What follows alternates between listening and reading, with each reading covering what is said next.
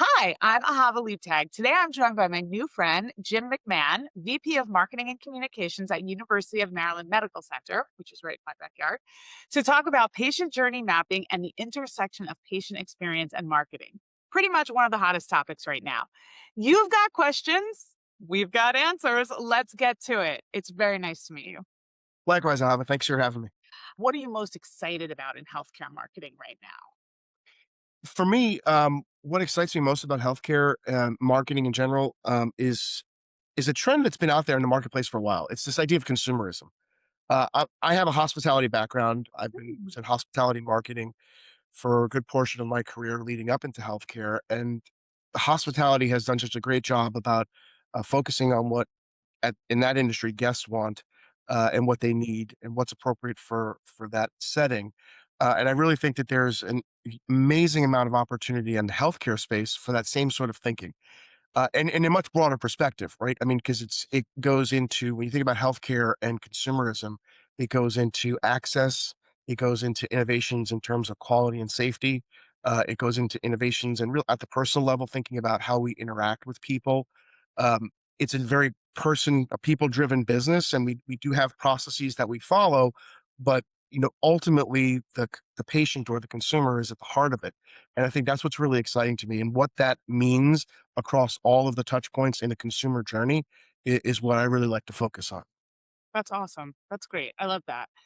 So, on that note, think about a moment when patient feedback experience exposed a friction point that marketing couldn't solve alone. How'd you deal with that?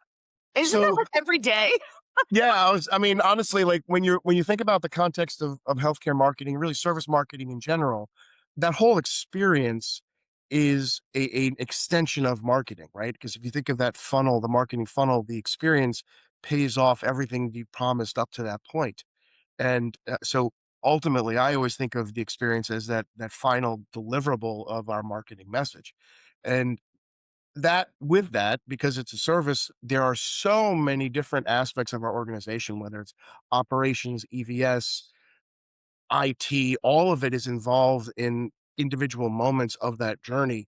So whenever we find some sort of opportunity for improvement, likely more times than not, it doesn't live with marketing. It really lives with one of those functions that I mentioned earlier. Um, I'll give you a most recent example. We were talking about EMRs, the Epic and the like, medical records, electronic medical records. A lot of patients will get test results delivered to them through the EMR, and there's obviously a lot of regulatory influence on when we deliver that information. Right, we can't withhold clinical information, but at the same time, is it always the best patient experience to get that information on a Friday night at 6 o'clock when you don't have anybody to speak to? You could page your attending, page a physician, but they're not entirely familiar with with your case. So, how much of reassurance are you going to get from that conversation? More times than not, we were talking about the advances of technology in healthcare, and the chat GPTs and, the Claudes of the world being our new sidekick doctors, and now you get your test results and you're looking at what those look like on those platforms. Again, not tailored to you. In any case, so with this issue of the EMR delivering test results, we know from a patient experience perspective that's less than ideal.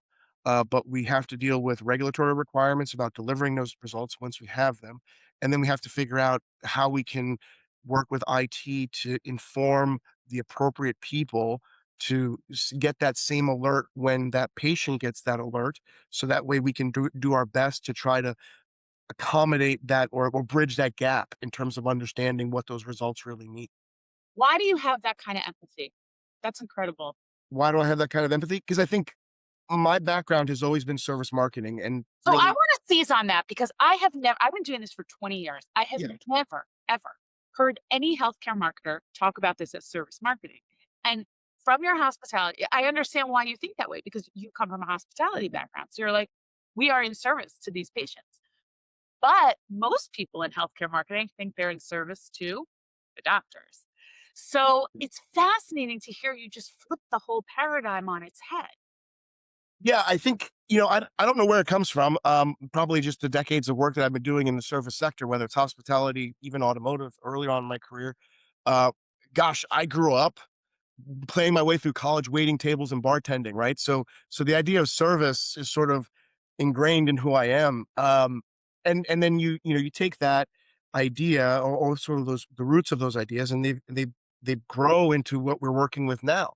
You know, in the end, this is all a person to person business. I'm not an electrician coming to your house, or my doctor isn't an electrician coming to your house. But in the same capacity, there is this exchange between a patient and a doctor that is rooted in this interpersonal connection. And it doesn't always have to be in our case, the majority of our touch points include a person to person interaction, whether it's somebody you call for an appointment, somebody in the medical records office that you need to talk to about getting a file or an image. Uh, Billing, anything. There's always somebody on the other end of the line, and, that's a real person, and for me, I recognize that in this industry, that's you have to have a service mindset in order for you to deliver what people need to be differentiated, right? Like, that's the unfortunate reality of healthcare, is that I'm not trying to convert home I would never try to presume that we can convert a hospital experience or a healthcare experience to a hotel or a resort experience. But I think you still have to have that level of empathy and sort of approach towards those engagements that recognize that there's another person that you're interacting with. It's not adherence to a process or a policy, although that does play pretty strongly in our world. It's still a people to people dynamic. Okay, so let's talk about this because this is the intersection of everything we've been talking about up until now. So you say to me this is a piece person to person business.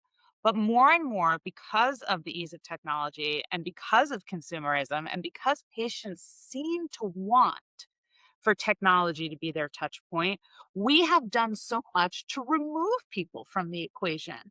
My mom was just like, she had to have a test. And so an AI nurse called her and asked her a whole bunch of questions. And then the nurse said to her, okay, you're cleared. And I'm like, what is going on here? Like, this is a 70-year-old woman. Do we really want an AI nurse talking to her? So I said to my mom, how did you feel about that? And she's like, it was great. I didn't have to talk to anybody. I'm like, what are you, Gen Z? So I'm wondering about that because I actually think, AI never held anybody's hand who was dying by a bed. So, Yeah. yeah, like, what are we doing? And AI never will. That's I think there is 2 aspects of the interaction, right? Like, if there's a way, and I think this is the organizations that figure this out are the ones that win, right? How is it that you're meeting a patient or customer's needs, leveraging the technology tools you have, and then augmenting that, stepping in when a person is really needed to make that happen, right? I mean, I'm sure that there's not a person on this planet that's gone through some level of a phone tree and ended the call screaming, "I need an operator." You know what I mean? And I think that that phenomenon is exemplary of the issues that we're dealing with in healthcare and AI. I think you have to figure out, it's a work in progress. I do think there is a place for AI to be efficient. Like, if I could call somebody and could call a phone number and get my medical record emailed to me without talking to somebody, I love that, right? Don't burden them. Let the folks who are working on that stuff do what they do best. This is a really rudimentary functional exchange uh, that I can manage with an AI bot. But if there's something that I need, some important information, or I need guidance that's subjective and to my needs and what I'm going through, that's where the people have to come in. So it is a delicate balance. I don't think you'll ever have all AI or all people, because I think the demands of healthcare require some level of technology support that we Yeah, just couldn't invest in the number of people to yeah, do. But yeah. it's finding that right balance that makes the difference. Yeah, I agree with you. So I want to talk about, I don't know if you've seen, but NYU Langone just released their agentic AI to make appointments, which is crazy because their Mm, tertiary quaternary care doctors opened up their schedules. Like, what? that's nuts. It's That's nuts. nuts. It's nuts. One of the things that I think is really interesting about that is that one of the things that you find academic medical centers complaining about is that the wrong person comes to the wrong appointment. So they Right. think they need to be in derm, but really they need to be seen by endocrinology. Sure. And that's where I think the people and the patient education is so incredibly important to have people working at the top of their licenses, PAs, NPs, saying to triaging people and saying to them, you know what? I'm looking at, I got your permission to look at your medical records. And what I'm seeing here is that really you need to be seen by an endocrinologist. I can offer you an appointment. Can you let me know what your schedule looks like? because an AI agent, as well as you train it, isn't going to be able at yet, maybe we'll get there, isn't going to be able to give the patient that reassurance that they're not going to waste their time going to a doctor that's going to say to them, I'm the wrong doctor for you. Right. So that's where I think we as a healthcare industry have failed patients because we don't take the extra 5 minutes to educate them. And in that extra 5 minutes of educating them, you're saving a lot of money for both the system and the payers, which don't want to pay you anymore. So, you know what I mean? That's where I feel like we need to be able to solve that. And the only way, in my opinion, to solve that is to train human beings to do that work and let the technology triage to the right human being. Sure, sure. I think the idea really is rooted in this concept of using technology as the tool, right? We need technology as a tool, and we need those tools to evolve, right? Robotic surgery is another example of that, right?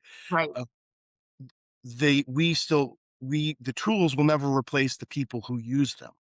And I'll even go a step further and more of the an emotional context. One of the things that we offer is trust, and you don't build trust by having the best phone tree ever created, or having a chat bot give you healthcare guidance. That's not.